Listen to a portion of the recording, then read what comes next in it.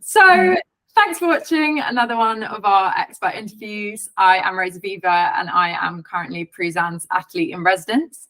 And this is a series speaking to women in my network. And today we are speaking to Sophie, who is a very close friend of mine, who has been a close friend for about 7 years, would we say? Around that. Yeah. And Sophie works in fashion, so it was just definitely a go-to interview for this series because Pruzan is sort of combining that fitness wear with stuff you want to wear every day to make a fashion statement. So yeah, Sophie, if you wouldn't mind just saying what you do and how you got into your current job. Well, hello, Rosie, and thank you, Pruzan, for having me. I am Sophie. I'm a fashion buyer on Net-a-Porter. How I got there, I remember having an internship in the Burberry buying office when I was 16.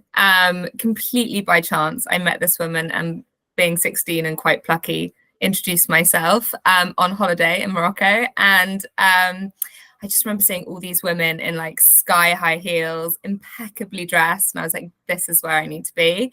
Fast forward 10 years, leaving uni, I got an internship at Selfridges and was there for 2.5 years and have been with Net-a-Porter for 4.5. So very lucky to be buying and working with the top female ready-to-wear brands. And I'm now buying evening and bridal, which is a very pretty, very high price point world.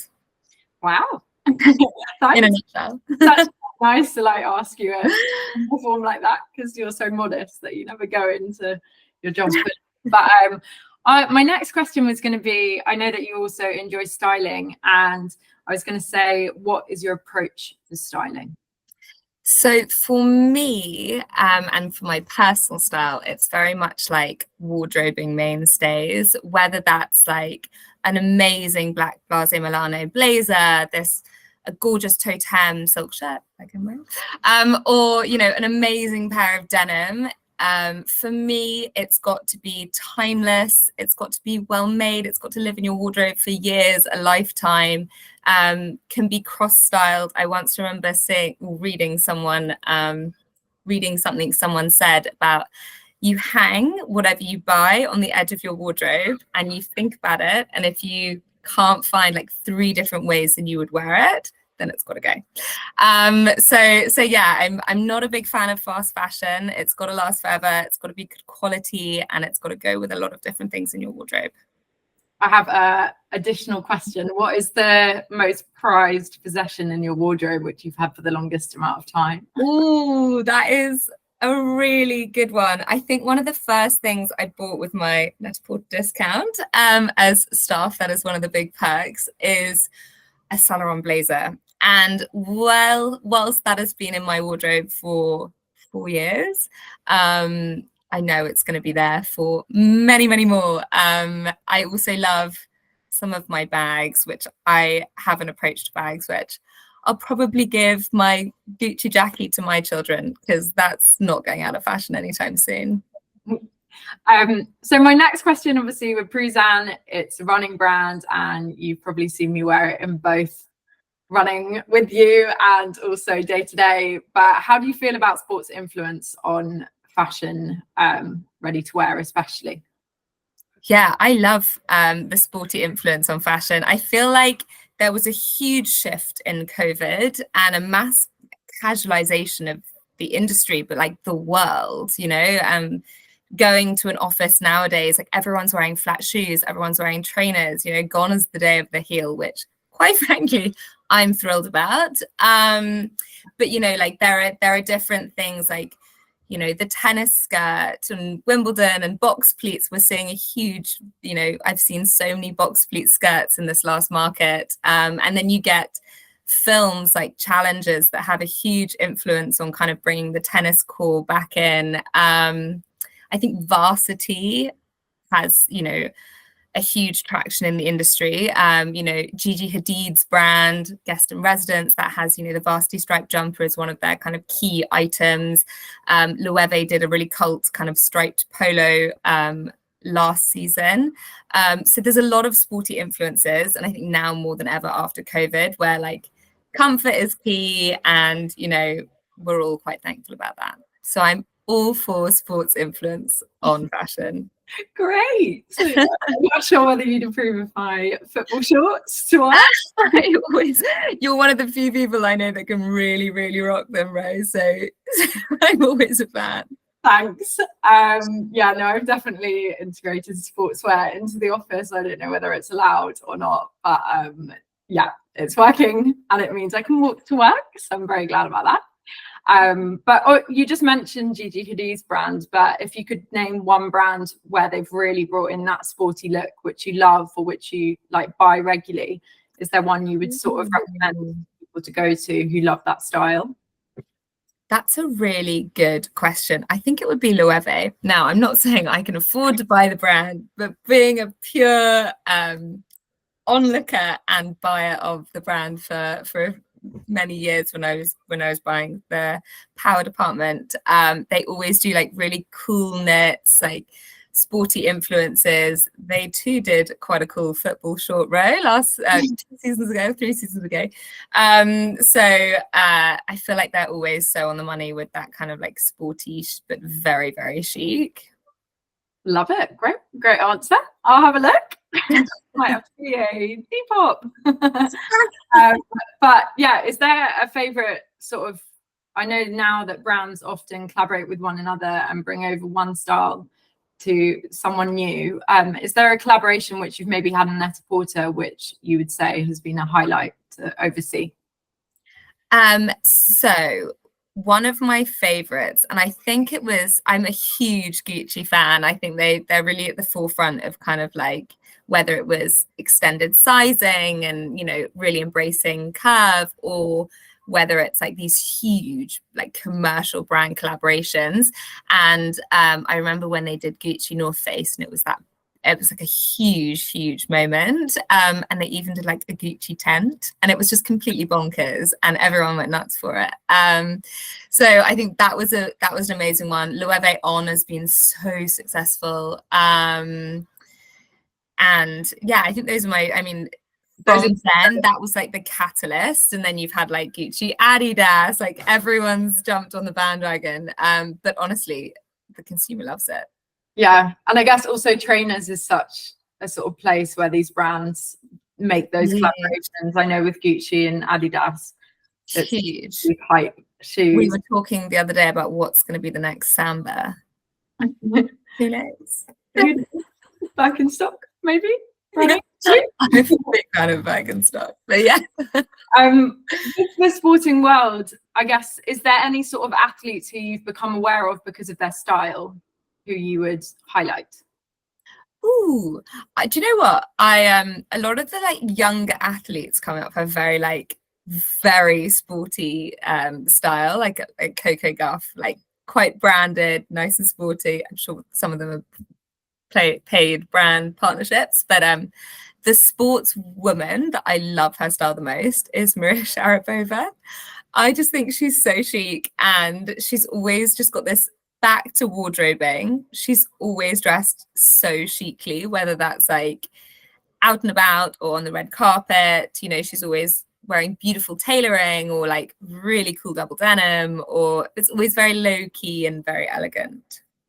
That's like the Williams sisters always used to wear their jewelry to tennis. I had my earrings to yoga. I'm like, can I look sporty and keep my earrings on? Probably not, but I try. And obviously, Sophie and I, for anyone watching, we run together because we have a shared love of long distance running. When I was training for my first marathon this year, I did the London Marathon, and Sophie, without training, joined me on one of my 26k runs and had so much energy right at the end. So I'm not sure about that. Yeah, you were quicker than me. But for anyone watching, what made you get into long distance running? So when I was at uni, I played a lot of lacrosse. And in my last year of uni, one of my best friends and I started doing a lot of long distance running. And we used to call it rant and run, because we would just meet up and just run for miles and miles and miles and just set the world right. And still, her and I will meet up at least once a week in London before work. We will go for a run up Primrose Hill or around Hyde Park or down the Thames, and we will just rant and clear our heads and then have a really nice long coffee, and we're in work by 9 a.m. and honestly we feel like super women. So for us it's like a therapy session all in one before 9 a.m. And did you like it when you first started running at uni, or has it been something which you've grown to love more and more? Do you know what? I have this theory, and I tell my friends, running is the worst thing in the world when you're not fit, and then it's the best thing in the world when you are. So just if you push through that barrier, and I've yo-yoed between being running fit and not running fit, but if you push through, for me, it's like a 20-minute barrier. I feel like I can run forever. It's the best feeling in the world. Well, I'm sure there's lots of keen runners who would like to do that, because I definitely go in waves. But with your job, so you have to travel a lot for different fashion weeks, and some weeks I'll call you and you'll be in New York, some weeks I'll call you and you'll be in Milan, and you'll be in Paris, and then sometimes you're in London. But with that sort of lifestyle where you're constantly having to get flights, deal with jet lag, how do you sort of try to keep your fitness up in that time and your mental health as a result? Yeah, it always is running, because you can squeeze it in, whenever you have a small gap, if it's in the morning, if it's in the afternoon, the evening. I love running around cities. It like really helps me get my bearings, especially when I was just starting traveling. And you only need to pack a trainer and a sports bra and some leggings and off you go. But it's definitely running. I feel like when there's so much noise in your head and you're constantly on when you're traveling, it's that really special like hour in the day where you are just you're finding that calm and that headspace. And when you're going all the time, remarkably, going on a run gives you so much more energy. The days that I don't run when I'm traveling, I feel so lethargic and tired. So for me, it's just really important to try and carve out, even if it's like half an hour. I love, one of my favorite ones is I always time my runs in Paris in the dark. So I run all the way down, I run down the Seine, and I get to the Eiffel Tower at the time when it like lights up. If anyone follows me on Instagram, they've seen like a million posts of me in front of the Eiffel Tower in the dark on my own in my sports gear. But it's like that's always a really special run for me. I love doing that in Paris, and I'll make sure I do that once at least. Yeah, I also agree with like when you're really tired and jet lag, a run sort of wakes you up. When I recently went to New York, I did a run and I realized that it was 4 a.m. UK time. That's like anyone else would think I'm mad, but I really enjoyed it and I had loads of energy. I was like, oh, it sort of feels like I'm out clubbing. But I shared it on my Instagram and I deleted the story because I was like, people are just going to think I'm a bit crazy. I love running. I actually love going to New York because you wake up so early and you've had like your day before anyone's had their day. So good. Also, loads of people are running in New York, so you feel sort of part of something. You have to stop at every intersection, and I find it so frustrating. So with the end of all of these interviews, we sort of do a quick fire question, and obviously you're London based, and Pruzan is based between the States and the UK, and so there's a lot of people who are curious as places to go, things like that. So for you, what is your favorite fitness class in London which you would recommend, and is there a specific teacher? Okay, so I've got two. I've just started doing March On. They're hosting a class in my gym, and it's like weights. I'm too scared to go into the big scary man's room in the gym, so it's like a kind of personalized, kind of group PT session, and they really help you with your form, and you can lift weights in a safe space. So I love that as a woman that I can do that. And then My other one is Carve on High Street Ken, which is Reformer Pilates. And I am terrible at Reformer Pilates, but I'm swearing that I'm going to be good at it. I run to the class in the morning, and it's a nice 5-mile run around. So I feel like I've done my whole exercise in the morning. And Belinda is my fave instructor there. And she is, I mean, she's amazing. I was going to say she was mean, but she's good mean. But I'm so bad, and I'm going to get better. Okay, great suggestions. The other one, obviously, you have run a marathon yourself, and you've done several half marathons. If someone was training for their first marathon or putting it in the diary for next sort of April, and they sort of come around, what advice would you give them?